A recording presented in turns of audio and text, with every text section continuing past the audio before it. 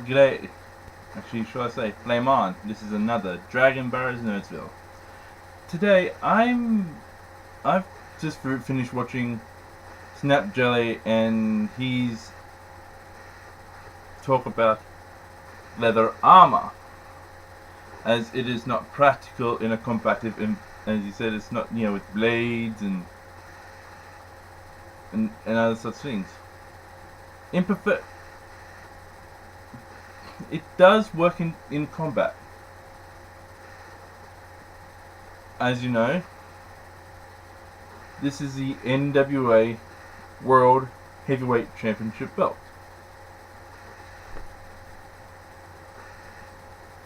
Ah!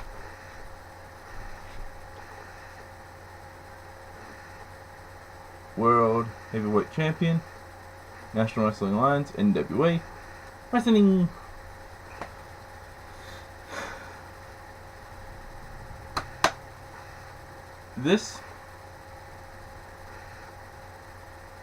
The armor does work. Leather armor does work for professional wrestling. It's not just an aesthetic thing for the leather armor. It has great beneficial attributes to it. For instance, there are things called hardcore wrestling matches, where anything and everything can and will be used. From broken ring gear, title belts, and if one thing.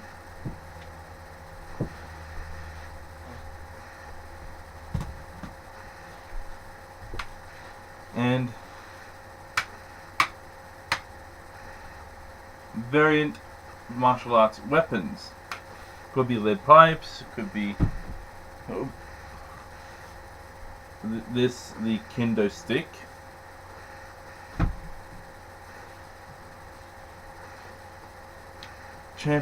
Championship belts.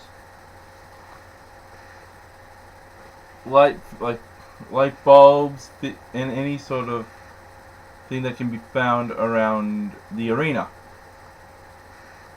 Even a knife found in cutlery, or a fork. That's where the leather armor can be effective. Having a piece of leather being struck, and then have the thing being struck, with someone wants to cave in someone else's chest, they would most probably put this down on top of the chest and do some sort of high risk flying style maneuver. This is metal, but yet to be placed like that, and you have someone coming down on top of you, it will hurt. It will do some damage to the upper torso region, maybe causing a slight rib fracture to occur, especially with this belt, because as you can see, there is a bit of a rise in the belt.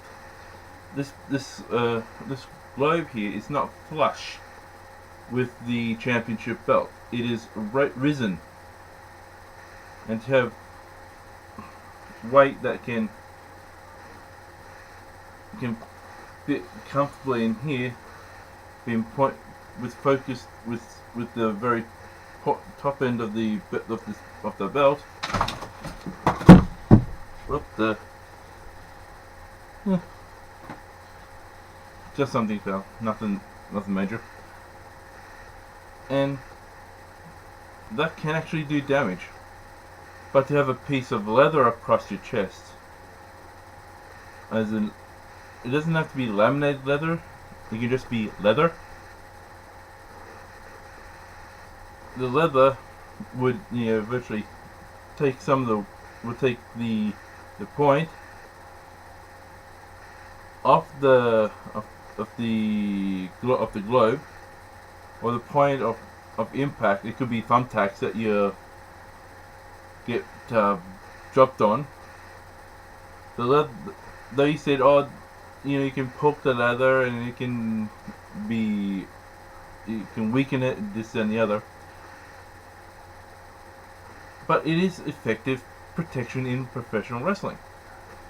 You don't want, your back covered from, like bottom neckline down behind, your backside, with hundreds, if not thousands, of little sharp needles jabbing you while you are trying to compete in a wrestling gladiatorial match, or aka an extreme rules match, or a hardcore match, or a weapon style match. I know these are not exactly the weapons that you are used to, or your fans are used to for Snap Jelly. This is more or less a counter argument to your the leather for armor video. It's one of the best and useful armaments and legal armaments used in professional wrestling. Like, we all can't go to an army surplus shop and buy a flak jacket to protect us, nor can the most powerful, or just like skilled, powerful, athletic. It's very hard for them to run around in metal to virtually keep them protected. Leather, it is light and it is very much a protective thing, especially if you get like some sort of leatherage on top of your head to protect the top, from. You can do like a bit of like an Iron Man style look. Just have like a traditional knights or Spartan look. Then just have like the rest of it all covered in leather, and have like leather gauntlets, leather upper arm accompaniments, do like the whole shoulder pad, legs and knees and feet, all of them to go, okay, you know what, though I'm going to compete in a hardcore wrestling match, I'm not going to be the one who gets busted wide open.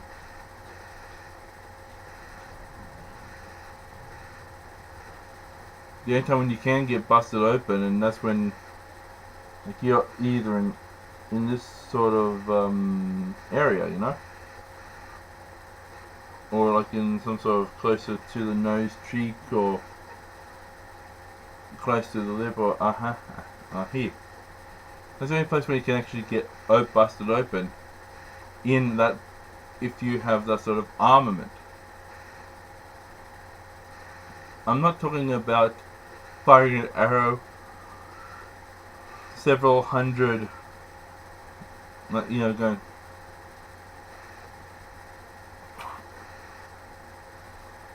As stopping power, it's a way to protect yourself from the like sharp implements like broken glass or barbed wire or thumbtacks. It is very much an effective thing when you come to the kendo stick or like lead pipes or broomstick handles or anything that can be classified as a wrestling hardcore weapon. Even leather on leather. I'll put this around my neck. I'll put this around my neck. Turn this baby around. No thumbtacks can pierce through here because of the thickness. This can be classified as leather armament.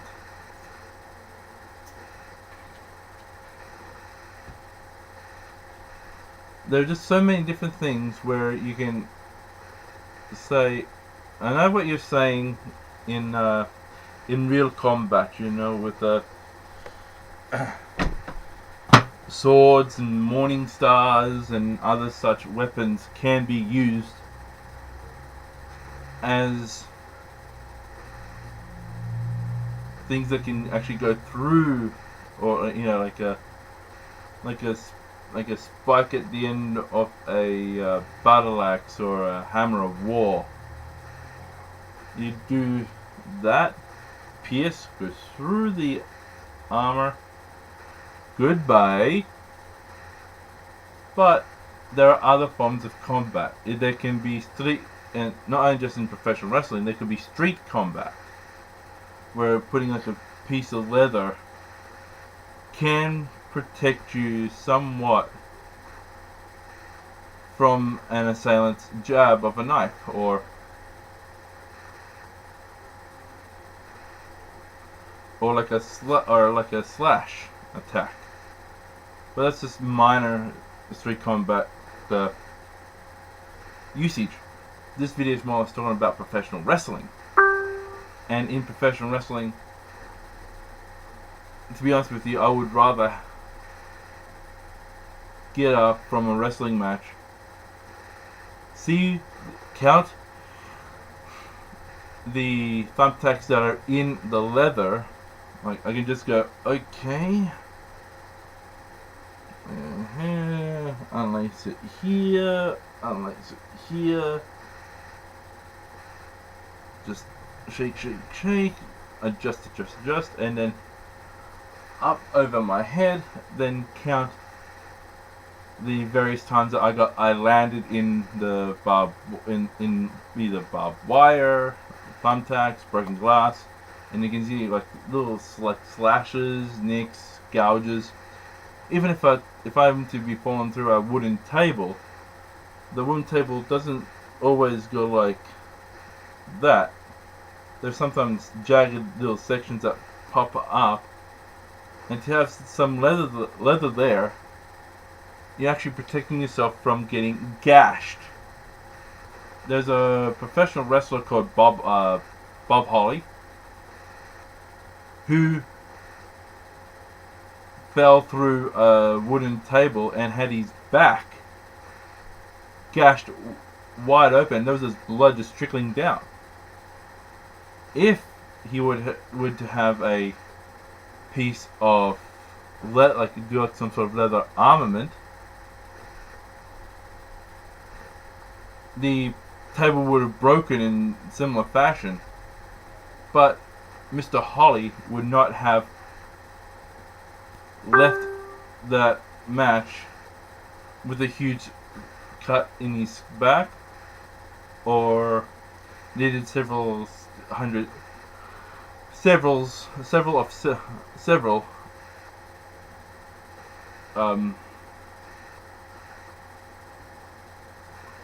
stitches to sew the skin back together. It's just that different forms of combat, you don't need such heavy chain link mail samurai armor, samurai knights in shining armor type of armament, you can get away with just a plain leather vest and like some leather hockey-esque pads on the arms, on the legs, maybe like a leather back, like a leather flap to cover your backside. There's just so much of that wonderment that leather armor can protect. Even to have like a leather card piece can protect, like an outer card piece can be beneficial to help a cup from the men's lower part, or a woman's lower part from getting damaged in a severe severe way. And for any sex to be damaged down there, you could like go into some sort of sterile thing when it comes to you wanting to have children down the line. So there's just so many benefits within mixed martial art, mixed martial art like professional wrestling, to be able to survive a brutal. The ring could be filled like literally from a normal ring would be from 20 foot to 20 foot. Imagine hundreds, if not thousands, if not tens or hundreds of thousands of thumbtacks in a wrestling ring. Now that's a lot of. That's 20 by 20. Imagine all of that filled with thumbtacks, and you're trying to maneuver, trying to walk around, be combative in that sort of environment. You land on that sort of environment, you are going to get poked. The same thing can be said for the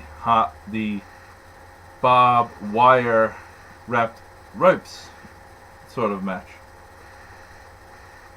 And that's like about 18 foot by 18 foot. And just imagine like barbed wire or razor wire being wrapped around that sort of like all of that. You're going to get yourself pricked, slashed, or gashed. And to have like some sort of leather over here, you can protect yourself from harm. You can see like the slashes, gashes, pokes, prods, little stabbage from the elasticity of the rope being forced into the armament itself.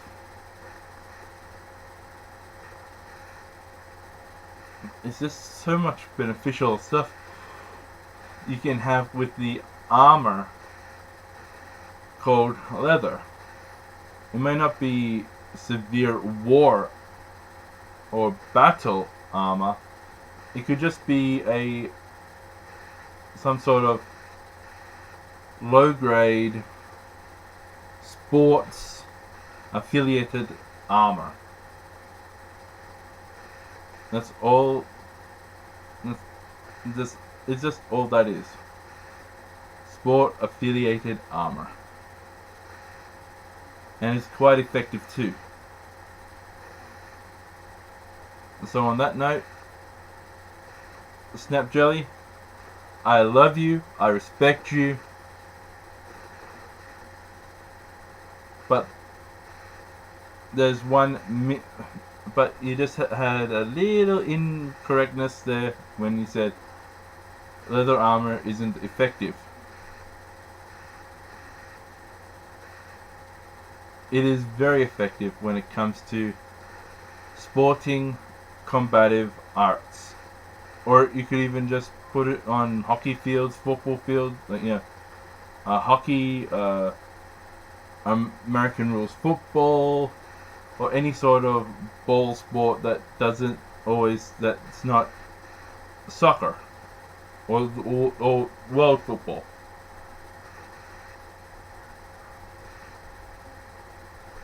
That sort of protection